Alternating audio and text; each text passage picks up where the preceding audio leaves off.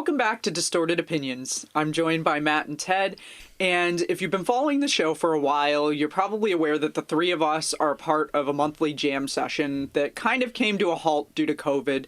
So there's been a lot of talk. Yeah. Really sucked, I'm going to say on a personal level, because as I was telling Ted, I was just getting back into playing guitar again and playing with other people, and so I've been super bummed that we have not been able to have a jam session. And there's been some talk in our jam session text thread about trying to put together some sort of a socially distanced outdoor acoustic jam session before the weather gets too cold. So this kind of got the gears turning, and we started talking about some acoustic songs that we might want to learn to do this jam session. And so we thought today might be a good time to talk about some of the songs that we picked out. And I don't know about you guys, but I revisited some songs that I hadn't listened to in a long time, and I ended up with a longer list of acoustic tracks than I thought I might. And so this may or may not end up being one of those topics that we have to revisit at some point, but we'll see how much we can get through in today's show. And so with that, we should probably jump right into it. Matt, I know you had some good picks, so why don't we go ahead and start with you, and then you can pass it off to whichever one of us you feel like passing it to. Yeah, great. And, this is a fun topic. I think, just like what you were saying, Kayla, when we're talking about doing how can we go ahead and still get together, obviously during these tough times, but obviously be safe, and then we talked about, an acoustic jam, outside, before. So, and then when we decided to go ahead and do a show on acoustic tunes, I became excited, not like erectile, excitement, but hey, you never know. To be fair, I mean, even back earlier in our high school days, you were always one to carry around that acoustic guitar and just be able to bust out a jam or a tune basically any on the go. So definitely a strong interest on your end, because you've been doing it for a lot longer than definitely myself, and I feel like Kayla, you were more into the electric end of things, but Matt, I feel like you definitely held down the acoustic source for a while. And that's fair to say. I mean, Ted, we have, archived tapes, cassettes that are converted to MP3s of just all the shenanigans that we wrote. I mean, with our friends, one that comes to mind is, Mr. Lemonade Vendor with our friend Harris that was on the show, in a previous episode. And, Walter and, we won't go explaining why it's called Walter It's because, that was a night of partying. But as our listeners may know, especially, musicians, hey, sometimes the most creativity comes out of, parties or gatherings. But yeah, that's fair to say. I think if anything, starting off my guitar career, it really was the acoustic. And because of this, I remember very familiar, if that's the even word. It's probably not the word, but sorry, English guys out there. Tongue-tied already. We're just at the start of the podcast. I'm telling you, hey, eventually, need some coffee to help straighten that out, man. We'll maybe we could, for our listeners, have a celebratory episode where I can actually get our damn podcast email right, and I know my actual English. So English hard. But when I'm thinking acoustic, I'm thinking, the very first song that, we all jammed out to, and that was Poison's Every Rose Has Its Thorn. I played that multiple times with my cousins, and, bringing it to our group. It's and, even coming up with, a classic in Friends song, the GameCube song, don't worry, Nintendo, don't have to worry, throw a cease and desist at us, and one that's completely fun and it's not sold for any rights. But yeah, we have that.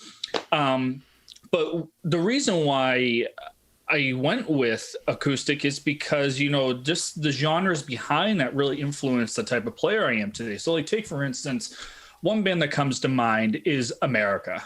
Okay, the three members, Dewey Bunnell, Jerry Buckley, and Dan Peek, rest in peace, Dan Peek.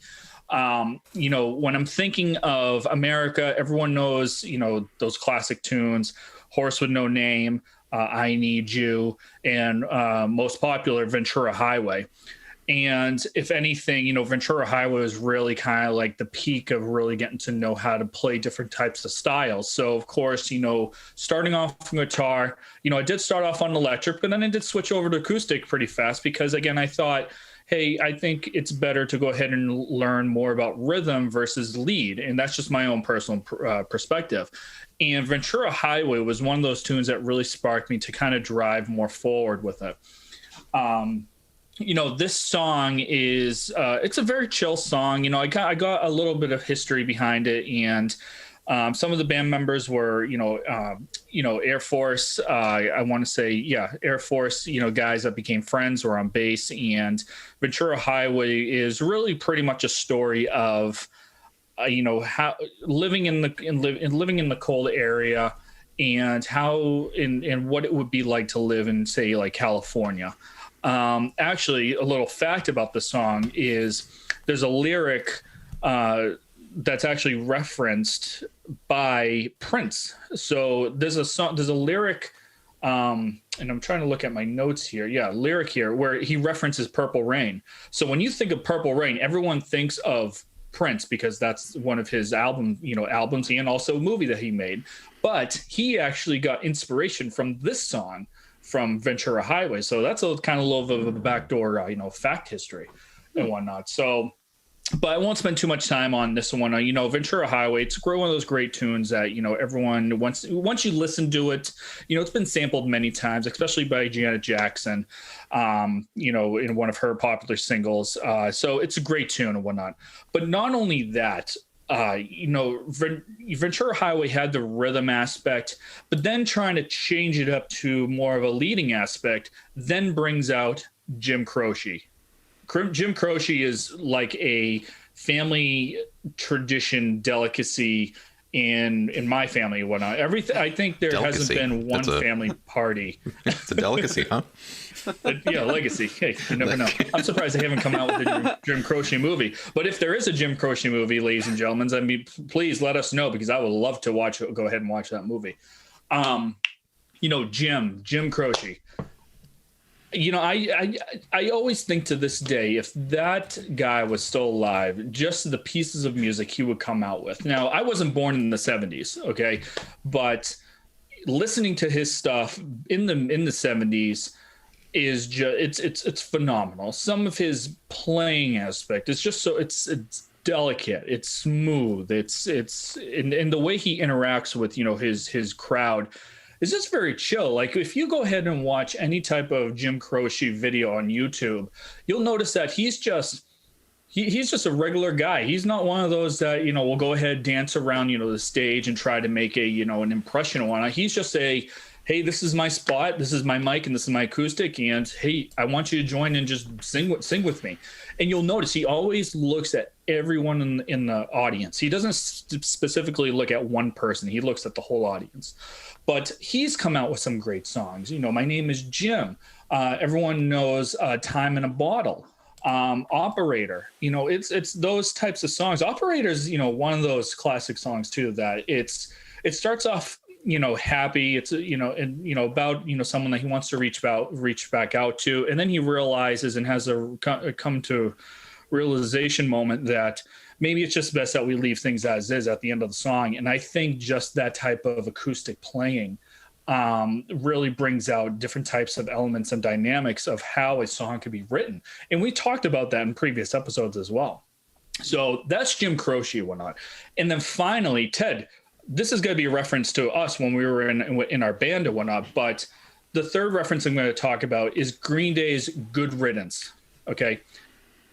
Another classic acoustic type of song, another gathering song, another closer as well. I've never personally seen Green Day, and that's something that I wish I could kind of go back in time and really go see Green Day when they debuted, their albums, Dookie, Nimrod, all those phenomenal albums. And Good Riddance off of the 93 album Nimrod is also another classic too. So this song was actually written for an ex-girlfriend of Billie Joe Armstrong, from what I'm understanding. And basically his girlfriend moved to, let's see, I believe it was Ecuador. That's right. She moved to Ecuador. He got pissed off and then was like, hey, you know what? How can we go ahead and kind of change this around? So that's a little backfacting aspect to the song of Good Riddance. So kind of makes sense. You know, his girlfriend moves to Ecuador. Hey, I hope you have the time of your life.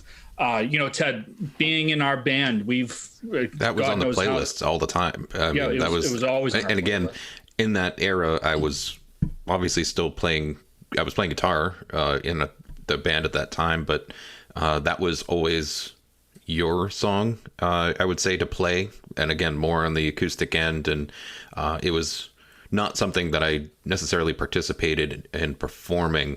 It was always like, I'm gonna take a break or breathe or whatever, and you're playing that, being the front man of the group, as well as just, I don't know, being able to play it. I don't think I taught myself how to play that song.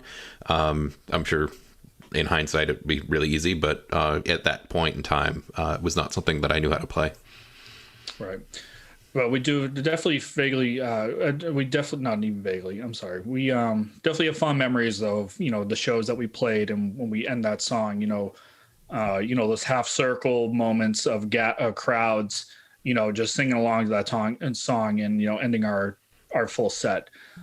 So you know, those three particular songs, you know, like Ted was mentioning, is really I mean, I can think of so many other acoustic songs that, you know, influenced my my types of playing and whatnot, but those three really came to mind and was exciting to bring to this episode, because like every person, not even just a musician, but every person, I bet there's one acoustic song out there that just comes to mind that, you know, anyone could go ahead and relate to and whatnot. So with that being said, I didn't want to take too much time off.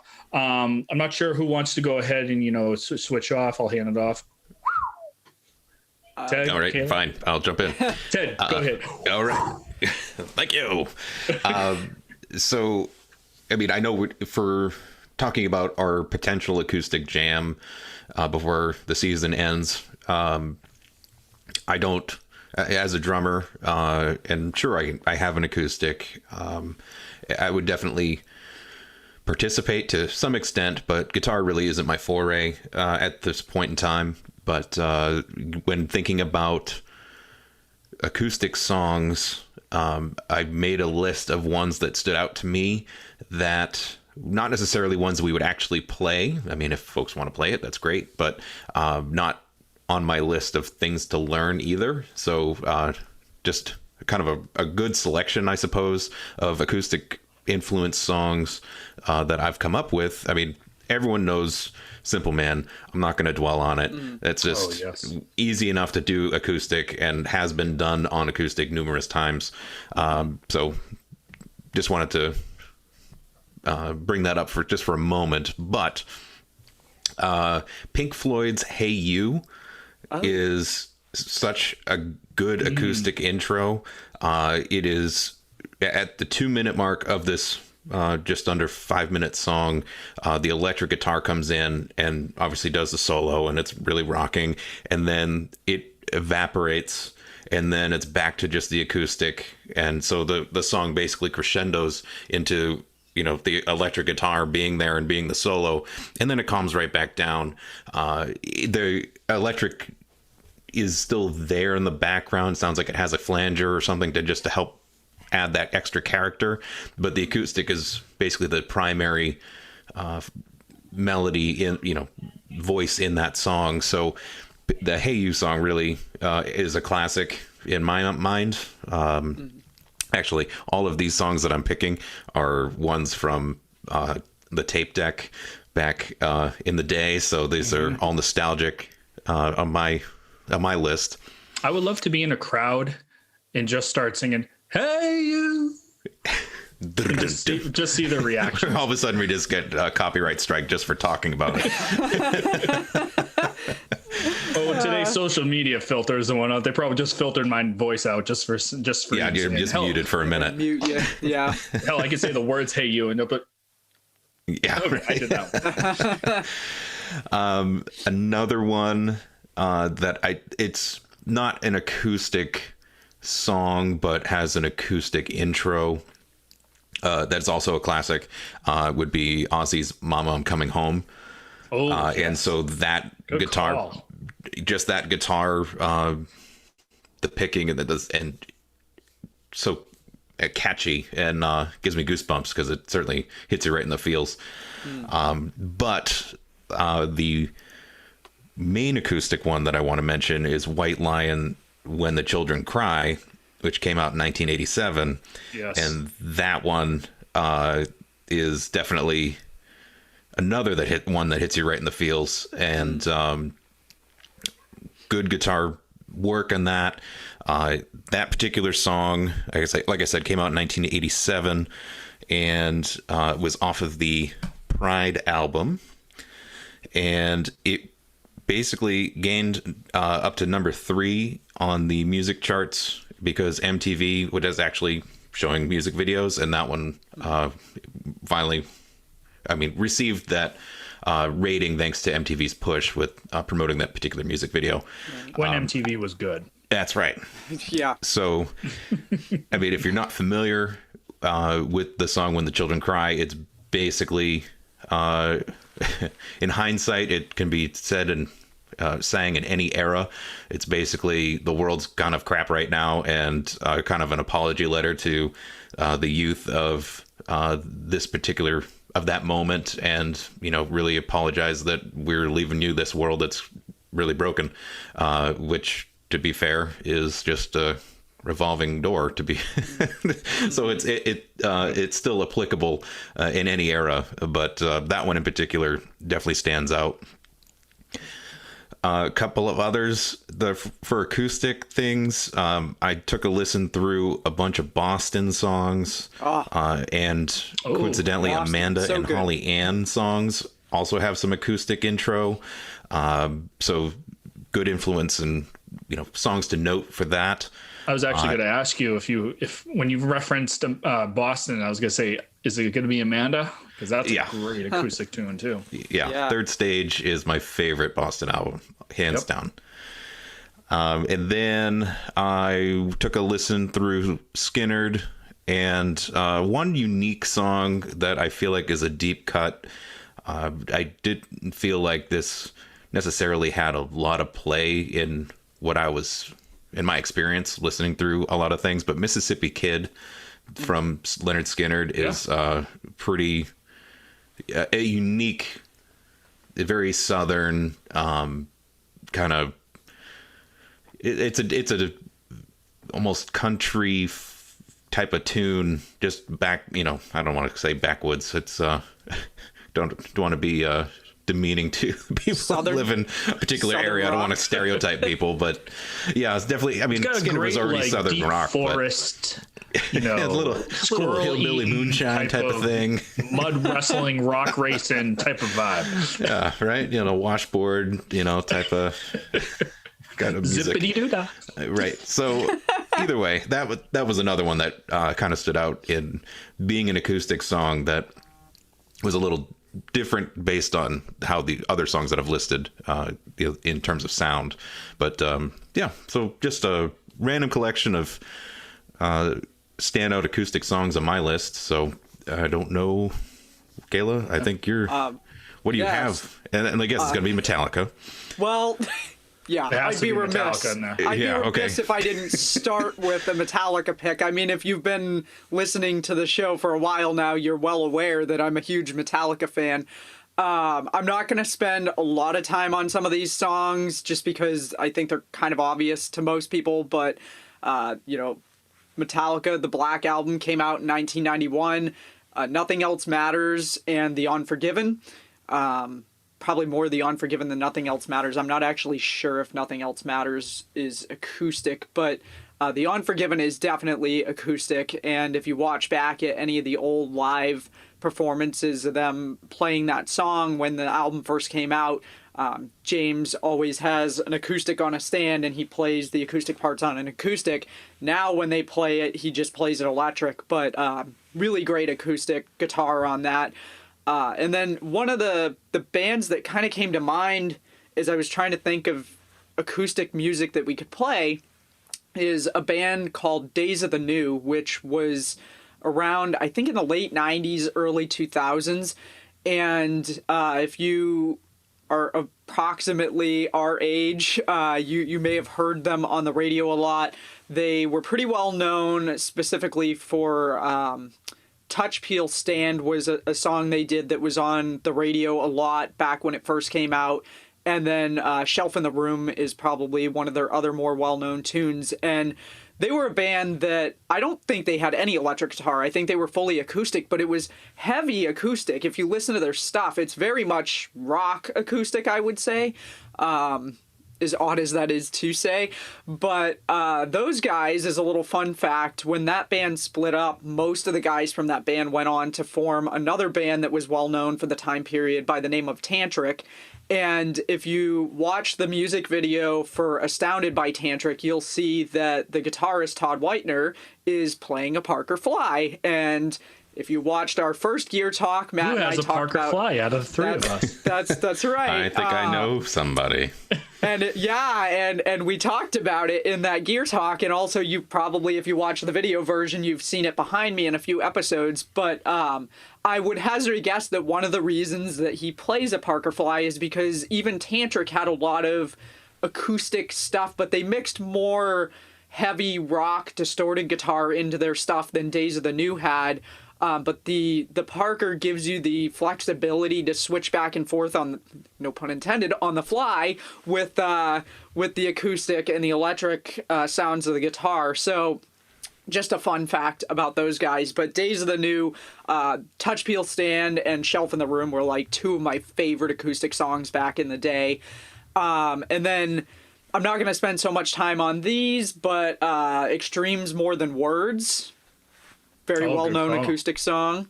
Alice in Chains had a lot of acoustic stuff. Nutshell, probably one of my favorite acoustic Alice in Chains tracks. Plus, they did an MTV Unplugged back in the day, as did Nirvana and Metallica, and there were a number of other bands that did Unplugged sessions with MTV. But Alice in Chains, the MTV Unplugged aside, they used a lot of acoustic in their stuff. And I'm a huge Alice in Chains fan. And then the Rolling Stones, and hopefully I'm not going to upset any of our fan base with this. I'm not a huge Rolling Stones fan, but I do like... We're going to lose listeners, but I second that. Oh, look, subscription, followers, 202, 201, 180. 160. We're back to one listener now. Damn it. Three? Oh, we have three. Oh, it's us. Three. Oh, it's all three of us. Great. Fantastic. Our best fan base. That's what I get for saying that I don't like the Rolling Stones. Jeez. Oh, well, let me ask you this to interrupt you real quick. Okay. Are you a Beatles fan then? I'm probably going to piss off some more people if I answer that question. I'm not a huge Beatles fan. Some of their stuff I like, but I'm not... I wouldn't say I'm a diehard by any means. Yeah, don't worry. No, the reason why I ask is I couldn't tell you how many times I've heard people say, are you a Stones fan or are you a Beatles fan? It's either one or the other. Yeah. Which I have no idea why they would compare and contrast, because it makes no freaking sense. Seem like they're even on the same plane as far as style of music, at least not in my opinion. No, I know. That's like saying, throw G.I. Joes with Barbies.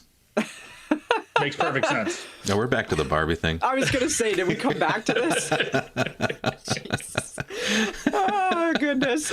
Can I remind you that I have two younger sisters, so I couldn't get away from the whole Barbies. Okay. We'll give you a break on that. We'll give you a pass. I'm not a huge Beatles fan, and I'm definitely not a huge Stones fan. But there are a couple of Stones songs that I do like, and one is Wild Horses, which was later covered. Yeah, and it was later covered by a group called the Sundays. And I'm going to throw out another obscure reference. If there's anybody out there that watched the show Psych when it was on, there was an episode where they used the Wild Horses cover of, the Sundays cover of Wild Horses. And somewhere around that same episode, or it may even have been the same episode, there's also an appearance by Kurt Smith from Tears for Fears, who was a guest on the show kind of often, where he's sitting by a pool. This rich guy has hired him to sit by his pool and play Everybody Wants to Rule the World. And he's sitting there with an acoustic playing Everybody Wants to Rule the World. And he starts to veer off onto another song. And this guy stops him and he's like, Kurt, I'm paying you to play Everybody Wants to Rule the World. And then he looks dejected and depressed and goes back to playing the song. But, well, he certainly wasn't head over heels for him. Did it? Yeah, I was gonna say he beat me to it, but yes. I need a soundboard for our show. I really do. Just add it in post. It's fine. That's true. We can just keep making the effects. Like pretty soon, I'm not gonna have to add. We won't have to worry about copyright issues with the song of the week because we can just have Matt do like a couple of lines from each song. I have a feeling if we did add a soundboard to our show, oh god, we'll have too much fun with it. It'd be too silly for sure. Well, and I'm flashing back to the days of what was it, Newgrounds, that website and they had soundboards, and I remember when we used to hang out and we'd pull up, like they had an Arnold Schwarzenegger soundboard and we'd get to the chopper. I feel like some people got prank phone calls and we used the soundboard to prank them. Oh, we definitely did. Yeah. Yeah. A soundboard probably would be more of a... we were definitely pricks at some point. Well, we had our moments. Yeah, we did. Sometimes we pushed it too much. Yeah, I would agree. On that. So anyway, I'm not going to spend a whole lot more time on the Rolling Stones, but I did have some songs that were a mix of acoustic and electric. And so if you're watching the video version of the show, you've probably noticed that every episode I rotate out a different guitar behind me. And this episode, I have a guitar that has not sat behind me before, and I'm not going to go too much into this guitar right now because I don't want to have a Mr. Parks-esque moment here on the show, but this acoustic guitar is special to me, and I have not played it in a long time, and decided last night I was going to sit down and play it, and was kind of noodling around, and I hit a couple of harmonics on it, and I'm like, I've heard that sound in a song before, and then it hit me... Roundabout by the band Yes. The intro to that is acoustic, and the first time I ever heard that song was a show called Fringe, which used to be, I think, on Fox, and I don't know if you guys ever watched that show, but it's... I've heard of Fringe before, yeah. It was a really good show. I was really disappointed when they canceled it, and they had a lot of interesting musical choices throughout that, so at one point they had Roundabout, and I actually think it might have been the main character's father was... getting high or something, and that song is playing in the background, if I recall. But that was the first time I'd heard that song. I was like, oh, this is a really cool song. And it's got a really cool acoustic intro that I'd totally forgotten about until last night. And then another one, we had one of the guys in the jam session sent a text a little while back asking if anybody had recommendations for acoustic songs that might be interesting to learn to play. And one that came to mind for me was Uncle Tom's Cabin by Warrant off of the 1990 album Cherry Pie. And I love this song. I'm not a huge hair metal fan, but this song is one of those songs that if it comes up on my playlist and I'm driving around somewhere, God forbid it's summer and the windows are down, because I got the volume cranked in my car. I mean... to be fair, once you brought that up in the text chain, I went to YouTube and revisited the video and forgot how awesome that song is. And I have listened to it and sent it to a couple of other people since that particular text chain, because it's like rediscovering a song like that and realizing how awesome it is. Like, it's definitely heavy in the rotation all of a sudden. Oh, yeah. No, it is a fantastic song, and I'll go for a long period of time without not listening to it, and then all of a sudden I'll put on a playlist that it's on, and it's like, oh, man, I forgot how awesome this song is. I've never heard of that song until we have that text message. Really? Yep. I don't think Justin had either, because, and I quote, his response was... He must have gone and listened to it on YouTube, because he responded back and he was like, That's a really cool song, but I only have two hands. It is a really, I mean, even on an electric, the intro to that song is tricky to play. I've never been able to master it, and I'm probably now going to spend a lot of time trying to master it. There's a lot of tempo changes just in the intro, which I think is part of the reason that it's kind of tricky. But it's super complex. It is. It really is. And it's 2 minutes of acoustic just rambling, if you would want to call Kinda it that, noodling. because it is kind of off the wall. Yeah. But very, very interesting. Yeah. Talk about a complete 180. When we all sent that text message, for some reason, I instantly thought that we were talking about Rage Against the Machine's The Ghost of Tom Joad. I don't ask why, but for some reason... That's a different track. Yeah, some different track, completely different band, completely different genre. But like for some reason, just something clicked and went, oh, I didn't realize that Rage did an acoustic version. And I went to go listen to it and I went, oh, wait a minute, time out. And then I went and re-looked at our text message and I'm like, this is a whole nother friggin' song. Yeah. So, yeah. anyways. Different song. Yes, it's a great song after finally listened to it. It is. It's a really awesome song. And then another one that actually I feel like for me, my response to this would be I Only Have Two Hands is Heart's Crazy on You off of Dreamboat Annie, which came out in 1975. I mean, maybe this is just in my head. Maybe this is not a true statement, but I feel like Ann Wilson is a really underrated guitar player. That acoustic intro is phenomenal. Another one that I've tried many times to learn to play, and I just have not been able to master it. There's something about it. I don't know if it's... And it could be that I just don't know how it's played. I don't know if it's finger-picked. I don't know if she uses a pick, but there's a lot of, like, playing double notes, which is not real easy to do if you're using a pick, but then if I try to play it without a pick, that doesn't really go well either. So it's a great intro. That song in general is great. It starts with that acoustic intro, and then it like hits in on electric, and you get this distorted electric guitar throughout the song, and it's a great classic. So, I mean, those two songs, if you're going to listen to any two acoustic songs that I've brought up today, I would recommend those two because they just have some amazing, amazing acoustic stuff. Are those two your picks of the week, however? They are not.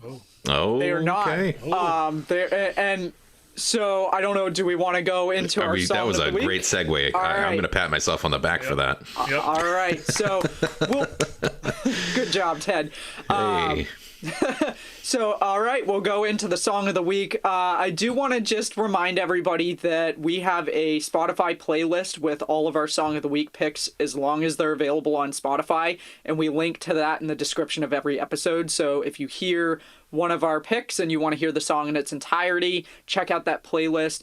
Also, as a note, we're starting to encounter more issues with copyright on our music clips causing a problem when we post the video version of the shows. So, and it's not just like YouTube, it's basically cracking down in a lot of major platforms. So it's not something unique to just YouTube or Facebook or whatever. It's basically happening everywhere right now. Right. So there may come a point where you hear one of our shows and we aren't actually playing a clip of the song underneath us talking about it. And it's likely because there's a problem where if we put that clip in there, the video is going to get blocked. So, yep. I mean, God forbid we try to reference, 30 seconds or less of a song, for our audience, for you guys. So obviously, it sucks because, as our historic episodes have been, that you would actually listen to the song and be like, hey, it's either, I'll check it out more or can't. So It's a little more effort on our ends, but, we'll try to work through it, the further with these episodes. Right. And, I just want to make the general announcement. That's basically it. Yeah. So everyone's aware.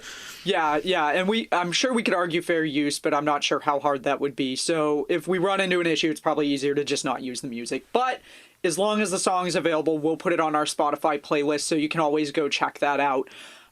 So now that that's out of the way, my Song of the Week pick is probably going to get me some flack from diehard Metallica fans, because I know that a lot of the diehards are like, or everything after the Black Album sucked, or some of the really diehards are like, everything after Injustice for All, or the Cliff diehards don't like anything from Injustice and For All and later. So, well, we all know that the Saint Anger album was the best one. Oh God. Yeah, so I was just about to say the Saint Anger album is probably the only one that I really don't care for. Believe it or not, I think actually, it's fair for everyone on the planet. I don't know a single person that likes that. Who likes trash cans that much? Go looking That's through the crappiest snare drum ever. I won't argue with you, but go looking through Instagram and YouTube, and I'm sure you'll find people that are covering songs off of Saint Anger. I just play can't. Metallica. Yeah.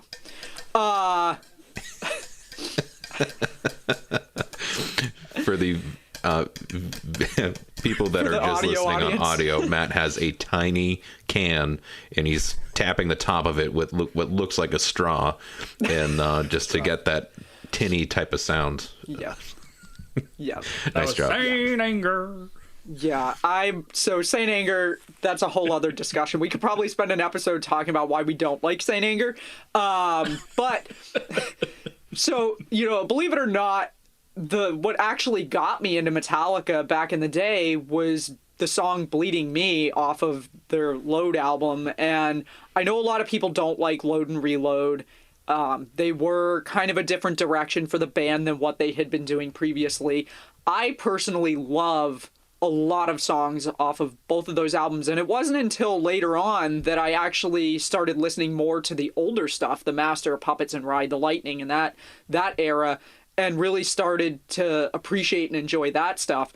And so my Song of the Week pick is a track off of the Load album, which came out in 1996, called Mama Said. And if you're not familiar with this track, it's very country western sounding. It's probably the closest thing you're gonna find to me listening to and liking a country song. And that's not to say, I have nothing against country music. I'm just, I won't go out of my way to sit down and listen to country music. But this song, I really love. It's one of my favorite tracks off of that album. It's, again, a very different style from what they had been doing, but it's all acoustic, fantastic. And if you haven't listened to it, or if you're one of the diehards who doesn't like those albums, give it a listen. You might find that you actually like it if you open up yourself to the possibility of something other than traditional heavy Metallica. So that's my pick of the week, Mama Said, off of the Load album. And with that, does one of you want to go next, or you want me to pick somebody at random? Perfectly fine. Matt, how about you? All right. Tee it up. So, I'll make the decision. So I forgot to mention that. So actually, I think for the first time in our Song of the Weeks, I'm going to have an honorable mention. It's not the pick, but it's going to be an honorable mention. Okay. And Ted, this actually kind of sparked a light bulb when you were referencing your songs. So one song, it's not exactly acoustic. There are plenty of videos out there with this particular person playing it acoustic, but my honorable mention is going to have to be Ozzy Osbourne and Lita Ford's Close My Eyes Forever. Oh, yeah. Yes. Yes. It's definitely an honorable mention. It's not going to be my pick of the week, but it's definitely one of those... it's on my Spotify now. A classic, underrated tune. Great duet. I would love to, when things start opening up again, when karaoke happens, that it would be great to find someone that would go ahead and do that as a karaoke tune, because it's just great. It's such an awesome power ballad. And to think that, the Prince of Darkness would step into that realm and still make it just as great, especially for his genre, is a classic. So that's the honorable mention. But mega fan. Also, the playlist Yep. of the songs that I was sorting through, that song was on that playlist too, because it's an absolute classic. Great reference. So my pick of the week is, we're gonna go back to the 70s, and I referenced him earlier, Jim Croce. So the song I'm gonna be referencing is off of the Life and Times 1973 album, track 8. Bad Leroy Brown. Yes. It's such a great up-tune type of song. It's got like a story behind it. Basically that, just because you can be this badass guy, that doesn't mean that you're going to win the end. But Bad Leroy Brown, classic tune.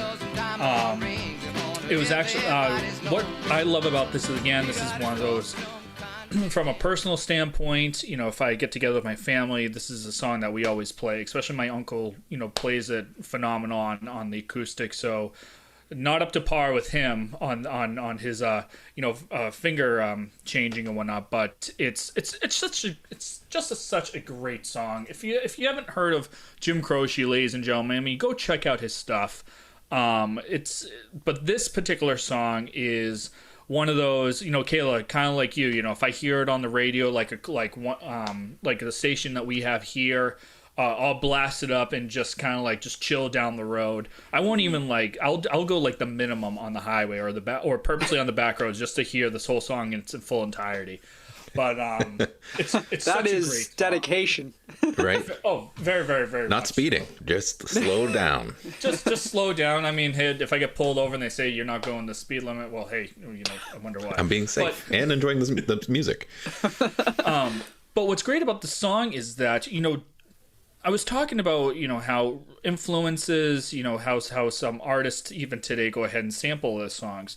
So Jim Croce actually also inspired Freddie Mercury, to go ahead and write a song called Bring Back Leroy Brown.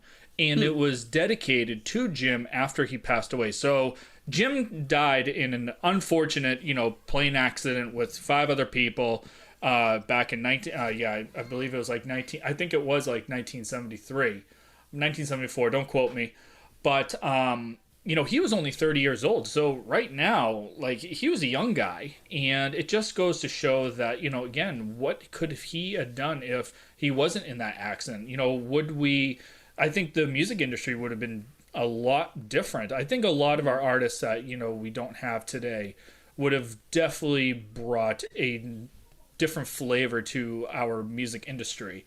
While as our music industry right now is so watered down that it's kind of primarily leaning only toward one genre. And I mean, right now in today, where it's mostly country that's really heavy.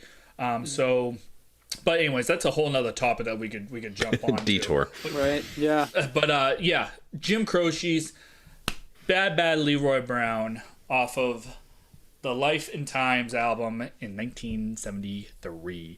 And that leaves with Ted. Go. All right. Well, I do have another honorable mention. As I failed to mention it earlier, there is a version that was performed live on acoustic, and it was the Hotel California. And it was the Eagles, obviously, but that group did a live performance, and I wound up getting a copy of that tune off the internet back in the day. I mean, it was recorded some time ago, in the Napster era, if you will, to throw myself out there. But that particular song is definitely one. Obviously, everyone knows the studio version quite well. It's very popular, but I feel like that acoustic rendition really takes it in a slightly different direction. And certainly being acoustic, it does give a softer end as opposed to using the electric guitars and whatnot. So just an honorable mention there. So look up an acoustic version for Hotel California. Won't be disappointed. For my song of the week, however, it is actually, I'm going to choose one that I've already talked about. And it is going to be the White Lion song, When the Children Cry, because that one to me is probably top 5 goosebumps inducing nostalgic tune from, just remembering hearing that in the car as a kid, amongst a lot of other bands of that era. But that one in particular really stands out, and as I mentioned, still holds up based on the message that was described in the lyrics for that song. So definitely worth revisiting if you haven't heard that tune in some time, but or I never heard it at all. I mean, I think it still stands the test of time, in my opinion. So definitely, that's why it's going to be my pick this week. Awesome. Like, and so you guys threw in honorable mentions, and I didn't do that. I'm actually. It wasn't required. I just forgot in the moment. No, but I definitely had more. Like, it was hard figuring out what to pick for a song of the week, because there were a couple that I easily could have done Uncle Tom's Cabin or Crazy on You or any of those other songs we talked about. I'm thinking that perhaps it might make sense for us to do a special acoustic picks playlist for anybody who might be interested in checking that out. I know we've got our song of the week, but perhaps I can curate a playlist of acoustic tracks with the stuff that we've talked about today, as well as anything that maybe we didn't get a chance to talk about, because just sitting here, a song that I thought of that I'm pretty sure is acoustic is My Friends by Red Hot Chili Peppers. I think the intro to that is acoustic, no? Well, Under the Bridge is an easy one, but for acoustic start, but I'd have to check in, have to re-listen. Was that when Dave Navarro joined the band? I'm pretty sure that was the album he was on. I wouldn't be surprised. I could see Dave Navarro kind of opening that up. I don't know. We'll have to reference that one. I could be totally mistaken. I'm hearing it in my head and thinking it's acoustic, but maybe it's not. But no, I mean, like, we've had so many great picks, and you guys have brought up a lot of great picks that I hadn't listened to in a long time. I hadn't even thought of. It might be cool to put together a playlist that we can share. If we do that, we'll put the link in the description of the show. I think kind of like with our video game episodes, our listeners out there, I'm sure you'll be reaching out to us and saying, why didn't you talk about this song? Why didn't you talk about this song? This is a great tune.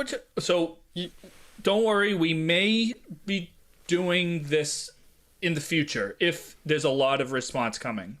And you know who I'm expecting to hear from, actually, is Ted's dad, because I was thinking the exact same thing. When we talked TV show soundtracks, we got an email from Ted's dad who was like, oh, well, there's this song and this song and this soundtrack. And I was like, yeah, I know there were so many other songs that we could have talked about.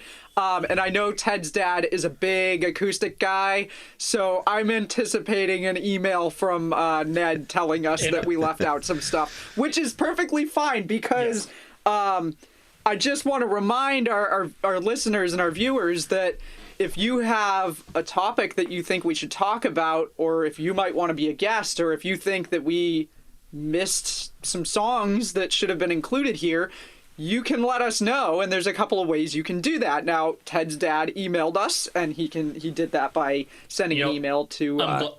Ted, I'm glad that you've referenced Hotel California, because if we ended this episode without having Hotel California, I'm sure your dad would have said... It would have been first on his list, and I know that right acoustic rendition that my honorable mention would have been the thing that he talked about. Definitely.